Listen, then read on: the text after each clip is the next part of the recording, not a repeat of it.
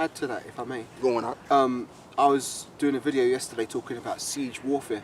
And that's another thing that a snake will do, for example. A snake will wrap itself around its victim and try and squeeze the air out of it. Yeah. Right? That's what Esau's doing by cutting off all the supply chains, diminishing the food supply. That's another good point, yeah. Yeah, jacking up the energy prices. He's like that snake that's wrapping himself around you to like the point where you can't breathe anymore in this society. You can't do anything. So therefore you have to submit to his will. God. So again, that's another example of how he's doing it, by destroying the people. God. So this is Genesis 25 verse 27. It says, and the boys grew, and Esau was a cunning hunter. Right, and the boys grew, and Esau was a cunning hunter. So the word cunning just simply means knowledge or skillful. Yeah. So when you actually fast forward and read Revelations, the 12th chapter, if you can, brother, give me Revelations 12. And 12? Yeah. Right. No, verse 9. Can't. Begin with verse 9. I think it's verse 8 or verse 9. Can't. I just saw another chariot appear up there. Mm-hmm. Yeah, right there, yeah? Yeah. Yeah, go on. Yep. Genesis 12 and verse 9 says, right, it says, and the great dragon was cast out, that old serpent called the devil and Satan, which deceiveth the whole world. He was cast out into the earth, and his angels were cast out with him. So now look at the word serpent. Someone look into that word In the serpent. blue letter, yeah? Yep. Can't, I'll get it. And there's another chariot that's appeared over there. Yeah, there's, yep. So there's two of them. There's one over there and there's another one over there. Chariot day today. It sure is.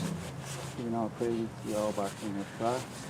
Chariot day today. Hastening day of the all back in the sky. Declare the evening. So you want the word serpent, right? Yeah. Yeah, the Greek word is ophis. Oh, you got it already? Yeah, I can't. I'll play it for you. Strong's G 3789. Office. Office. Right, office. Which means, with the ancient, I'll tell you what, brother, go back and get me Genesis 25:27. Can't. Yeah, it says, I think it's moving, you know. That one over there, I think it's moving slightly to the left. Genesis 25:27. yeah. What do you want? No. Just, you don't have to look read into it again. But I'll read this though and then you can go back to it. Right, so Genesis 25 and 27 again, and it's getting quiet. Wow. Yeah. No, let me read this first. Alright, come. So it says, this is in the book of Revelations 12 and 9, the word serpent, right? So this is what it says. It says, with the ancients, the serpent was an emblem of cunning and wisdom. The serpent who deceived Eve was regarded by the Jews as the devil, and as it is regarded to us as well. Now, this is how you know also that the scholars know that this dragon, which is also known as the devil and Satan, is Esau, because when you read Genesis 25:27 one more time, let's read that again. Right, Genesis 25 verse 27 once more. It says, and the boys grew, and Esau was a cunning hunter. So it says, and Esau was a cunning hunter. Now I'm going to read this again from the Greek office of the word serpent in Revelation 12 and 9. With the ancients, the serpent was an emblem of cunning and wisdom. You see, so when Esau was born and being raised up, his characteristics and his traits was, written out there so that we can know who this man is at the very last end. So this would have to show and prove that even when you read the story of Adam and Eve in the garden, where the serpent was deceived, which it wasn't an actual serpent, it was an actual man that had the traits of a serpent, which was subtle, okay, and very conniving and skilled. So Esau came back with that same character, those character traits, all right? And that's why when you look up the word, when you fast forward to Revelations 12 verse 9, John the Revelator likened this empire or this so-called white man as a cunning, skilled, subtle kind of individual, known as known as also the devil and Satan, and as well as the term devil means deceiver.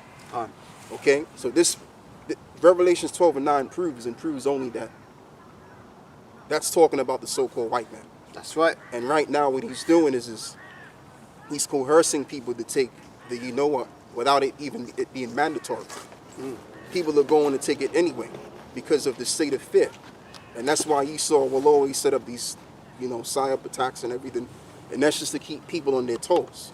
So when people are kept on their toes, in a state of fear, they can do anything they want to you and move you and coerce you to do what it is that they want you to do, because you're in that state of fear. Can't.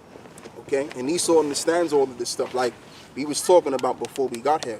Like we was dealing with, we was talking about how everything's based on numbers and everything's based on vibrations and all of that stuff, right? And Esau understands all of this as well. All right? So, but what Esau does with these programs, these TV programs, as well as the news stations, they deal with hypnotism. How many ways did they get you hypnotized? But they get you hypnotized so that you watch their program or their broadcasting, and once you're on that transitory state, then they can instill the information that they need for you to take, and you'll believe in what they're saying. Yep. Okay? So in order for you to be cunning or a cunning hunter, you have to have some kind of level of wisdom. Like we was talking about a serpent. A serpent doesn't just outright attack its prey. It does it cunningly. That's the way that this government is beginning to deal with the people. Okay? Go on, brother. I just thought of something, and whenever they have the emergency meeting, what do they call it? The Cobra meeting. Exactly. So they're telling you they're the serpent, but you've got to be able to see the signs. Yeah. So yeah, I'll read it again. And the boys grew, and Esau was a cunning hunter, a man of the field, and Jacob was a plain man, dwelling in tents. Yeah. So now that we understand that Esau in these last days, they're going to come with the same characteristic traits, beginning with their government, beginning with the shadow government to be exact, which are in control of these different puppet leaders, these out front spokespersons in there. Okay, so they're going to come at you in a very tactical fashion. And it's like, for example, when you're dealing with your prime ministers and your presidents, they give you this pseudo choice that you actually have a freedom to pick and choose who's going to be the best candidate to be the best president. But in all reality, what they do is they, before they go ahead and do it, they'll put the prime minister, they'll promote him on like magazines and what have you, that he's all this and you know, he's all good. And you're reading about this prime minister and you're thinking to yourself automatically, okay, he seems like a good candidate to vote in. He seems like a better president to vote because of what they've given you in terms of the narratives is concerned of this guy. We say the name of that those meetings are called? Cobra meeting. Cobra meetings. All right, I got one. Sirach 25 and 15 says, there is no head above the head of a serpent, and there is no ruff above the ruff of an enemy. Right. That's a good scripture. Because when I used to watch like Snake and Eagle and all that, and the guy the young pretender who wanted to learn Jackie Chan, and he was beat by the snake, and he didn't know nothing. He went away, cut long story short, he went away and he watched what the snake did against the cat and also against the monkey in different movies as well. So the snake, he just stands there and he just watch everything that you do. It's just watching. He don't do nothing. Right. He's just watching. And he's very patient, the snake. Right. So it's very patient, and and because it's very vulnerable, it knows it doesn't gamble. It just waits until it's very, very sure and precise. And when it strikes, it's very precise because it can't afford to take risks. It can't afford to gamble. Exactly. So these meetings, what you're talking about, the Cobra meetings, yeah, there is no head above the head of a serpent, and there is no ruff above the ruff of an enemy. They're planning and they're taking their time. They're being very patient because Esau's a coward, man. Yes, he is. And if a snake was to come go, I'll just step on it like that. Yeah. Easy done. But they're planning. They don't want to. They can't take chances. Yeah. That's a very good point. Yeah, because what I was saying was, like I said, a serpent doesn't outright attack its prey. A serpent comes after you where you don't see him, or you may walk in a certain pathways that it will strike you with his fangs and inject that poison inside of you, and then the next thing you know, you're out of here, man. Yep. You're taken by his venom. Yep. So it's the same thing with the you-know-whats that they're telling people to take. Go on, brother. I'm just looking for a precept, bear with me. So when you look up that word, serpent, the word is, I'm going to go back to it. The word is office, which means snake. With the ancient, the serpent was an emblem of cunning and wisdom, and the serpent who deceived Eve was regarded by the Jews as the devil. So it was an actual man that was devil-like, which the word devil means what? Deceiver again. So Esau has, and oh yeah, I was talking about this, and I want to talk about this again because I don't think I made myself quite clear. Like how they give you your prime ministers, your potential prime ministers to vote in to see to give you this idea that, you know, it's up to you to pick and choose who's the best for the job of leading the country. And what they'll do is the president or the prime minister, which is preordained to go in office anyway, what they'll do is they'll actually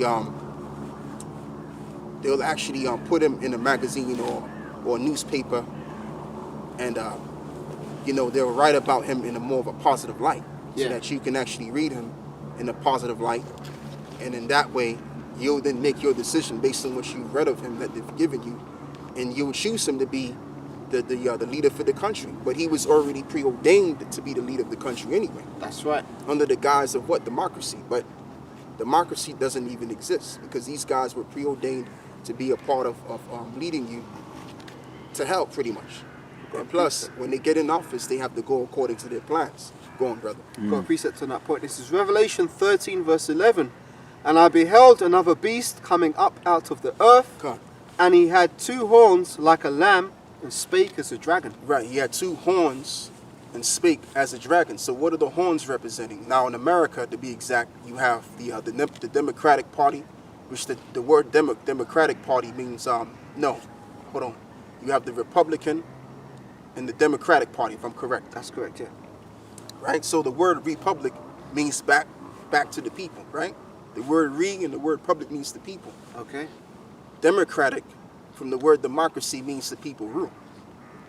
So again, this goes into the idea of overall democracy, where people rule and people have the choice to make out of each and every party. Okay, so let's just say you have a prime minister or president. You have 2 of them, and you know, the Democratic Party wins because of the majority of the votes. Even in most of the cases, they actually fix the votes for that actual president to be in office. But he was, like I said, before he came into office, it was already said that he was going to be in office, due to the script that they've given you to believe on of who this guy was and everything. So that when you do vote him in, you're going to vote him in you're going to vote him in under the behest of what you've read. Okay. But he was already set up to be voted in to begin with. Khan. Go on, brother. Right, and it says, Yeah, read that again. Let's read that one more time. Yeah. Revelation chapter 13 verse 11. And I beheld another beast coming up out of the earth, and he had 2 horns like a lamb, and he spake as a dragon. Yeah, because it's the same head. It's the same beast, which the beast just represents the empire, the revival version of the ancient Roman Empire. So above in the Roman Empire, you have different parties of men. And if this particular party wins with the most votes of whatever president that gets in there, he's going to get in there. Giving you a pseudo idea of democracy when there was no democracy. They just pretty much put him in not front display, but they put him in the magazine or the newspaper, and you read about him, and you saw, you know, you basically read about him, how good he was and why he should be voted in, etc., and you voted him in. But meanwhile, once he gets voted in, he's going to be contrary to what you expect of him, because he's working for somebody else. He's working for the shadow government.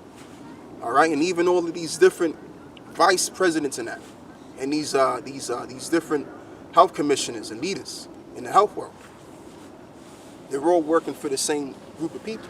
That's right. And never for the interest of the people. It's like I didn't mean to cut you, but, yeah. And all for the same agenda, man. That's the whole reason why a lot of these fraternities and secret societies were set up in the first place. It wasn't like some club where people just meet because they want to be friends and play snooker. God. This is all about furthering the one agenda, you know, which is why whenever you see, like I was on the bus or whatever, you see these adverts about reduce your speed, and it shows a person's eye, and it's just one eye. Why do they always show this one eye thing? Because it's back to the one eye symbolism of them having a single-minded focus on achieving their agenda. Yeah, their whole new world order. That's why they always do that symbolism, which is why you see the celebrities always. And that one eye goes back to the eyes of Horus too, which goes back to Egypt. There you go. There's nothing new under the sun. That's all I had on that. I think, is there any more in this precept? Right? Revelation 13 verse 12. And he exerciseth all the power of the first beast before him, and causeth the earth and them which dwell therein to worship the first beast, whose deadly wound was healed. Yeah, and that's what they're doing to initiate their plans. The same way that the ancient Romans governed the people, they're governing the people the same exact way. Now, during the time of ancient Rome, you had you had something equivalent to what you have in Parliament, where you have all of these people, they get together, and you have all of these different parties that vote in their Caesar and what have you. So that's what they're doing as of right now. Okay, and then as well as what you had in ancient Rome, you didn't have a group of people ruling after one another due to their family lineage, but it was men that came in after other men that was different from the actual person, or instead of ruling. Let me reiterate what I'm saying. What I'm saying is in the ancient world, now prior before the ancient Roman Empire, what you had was you had men that came after other men, but